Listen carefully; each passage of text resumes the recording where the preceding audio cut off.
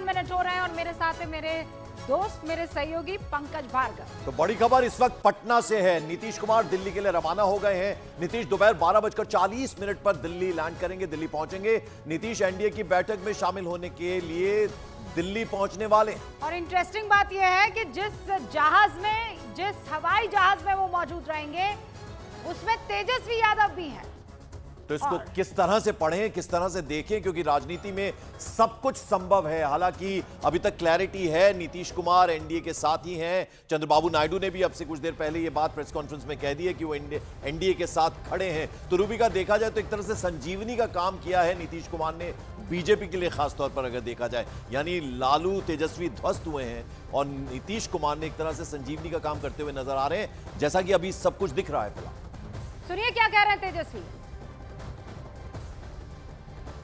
तो अयोध्या में राम जी का आशीर्वाद तो इंडिया गठबंधन को हम लोगों को मिला, तो कहीं भी जो है आप देखिएगा एक चीज़ तो साफ हो गया कि जो मोदी जी की बात करते थे कि मोदी फैक्टर वो ख़त्म हो गया। भाजपा जो है मेजॉरिटी से दूर चली गई है। जो सहयोगी हैं अब उन पर डिपेंडेंट है। और हम लोग तो खुशी है इस बात की कि भाई चलो हम लोग जो संविधान लोकतंत्र रोकने बचाने का जो प्रयास था उसमें हम लोग जो है काफ़ी हद तक सरकार जो भी आए, जो किंग मेकर वो कम से कम बिहार को विशेष राज्य का दर्जा दिलाए। और जो हम लोगों ने 75% जो आरक्षण की सीमाएं बढ़ाई थी और जो शेड्यूल लाइन की बात है तो वो शेड्यूल लाइन में डाला जाए। और साथ ही साथ पूरे देश भर में जाति जनगणना वो कराएं।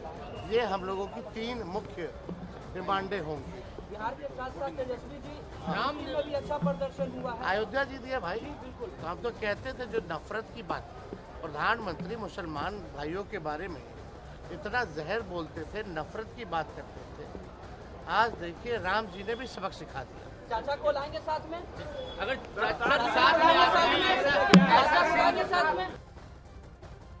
चाहते हैं कि सरकार इंडिया बनाना चाहिए, प्रयास करना चाहिए। देखिए हमारी सरकार प्रयासरत तो हम लोग रहेंगे। उसमें देखिए प्रयासरत लोगों को रहना चाहिए, क्यों नहीं रहना चाहिए। आपने कहा के बाद नीतीश जी बड़ा फैसला ले सकते हैं। क्या दबाव है कि इंडिया ब्लॉक आ गया है। सबसे महत्वपूर्ण बात है कि भाई बिहार को विशेष राज्य का दर्जा मिलना चाहिए किसी भी कीमत पे। और जो आरक्षण की सीमा जो 75% है उसको शेड्यूल लाइन में डालना है। तो तेजस्वी यादव ने इस वक्त देखिए क्या क्या बातें कही है। पहला तो ये कि बहुमत से बहुत दूर चली गई है बीजेपी। दूसरा ये कि राम ने आशीर्वाद जो है वो हमको दिया है, उम्मीद छोड़ी नहीं है अभी। और नीतीश बाबू को लेकर वो यहाँ पर कहने लगे कि देखिए ये सब तय करेंगे, मिलकर तय करेंगे। लेकिन दोनों एक ही हवाई जहाज में दिल्ली आने वाले, एक इंडिया गठबंधन के लिए और दूसरा एनडीए। और इस बीच पटना में बिहार की राजधानी में हलचल तेज है। अब से कुछ देर पहले चिराग पासवान नीतीश कुमार से मिलने पहुंचे। नीतीश से मुलाकात के बाद चिराग ने एनडीए के घटक दलों की एकजुटता का दावा कर दिया। आप सुनिए क्या कह रहे हैं चिराग पासवान।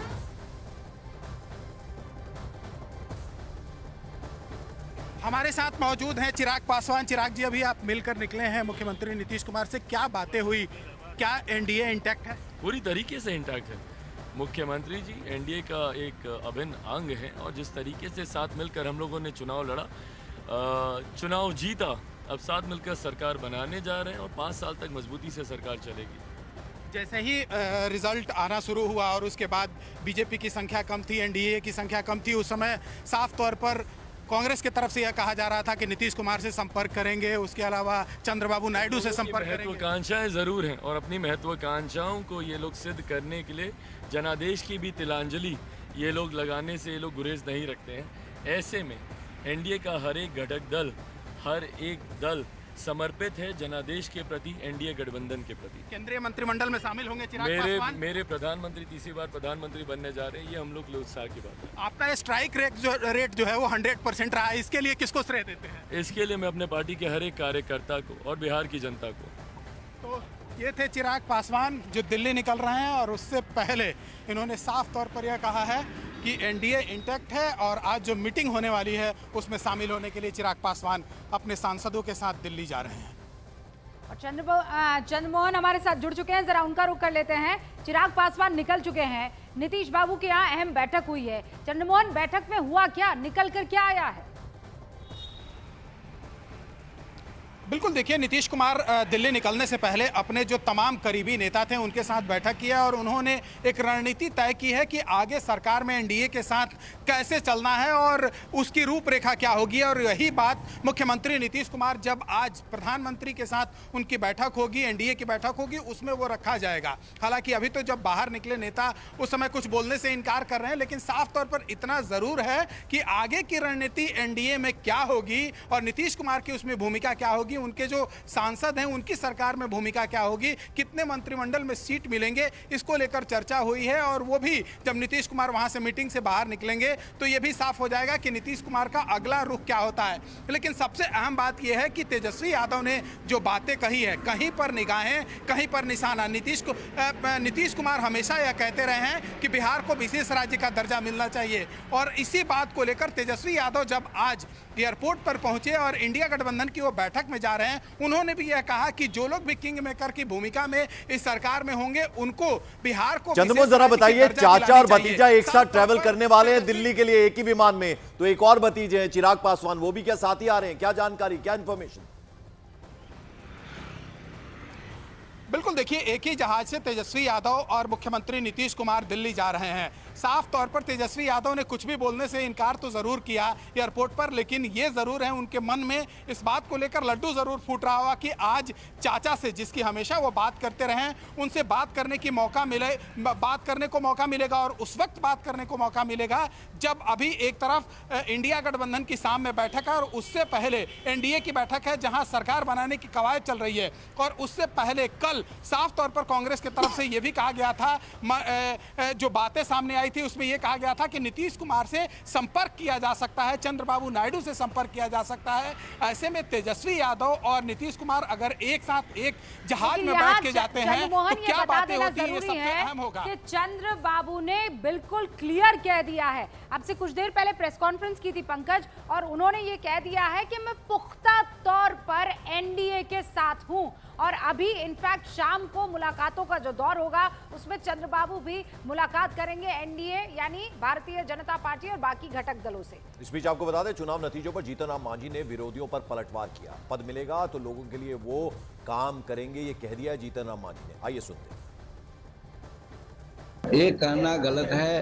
अगर सीट नहीं मिली है तो 292 सीट आया कैसे? 272 सीट में बहुमत है और 292 सीट आया है तो ममता बनर्जी जी के चलते आया है। कहने का मतलब है कि वो लोग अपने गिरवा में झांकें कि जो आपस में लड़ रहे हैं कि नेता कौन होगा, बाराती का दूल्हा कौन होगा, इसके लिए वो पहले सोच लें। नरेंद्र मोदी जी और एनडीए के बारे में न सोचें तो अच्छा होगा। आज इंडिया ब्लॉक की बैठक होने वाली, अब बैठक उनकी है तो उससे हमको क्या मतलब है, वो भी बैठक अपना करेंगे। लेकिन हाँ, हमारे एनडीए की बैठक 4:30 बजे से है, उसी में भाग लेने के लिए हम लोग जा रहे हैं। हिंदुस्तानी अवाम मोर्चा सेकुलर भी एनडीए का एक पार्टनर है। उधर लोकसभा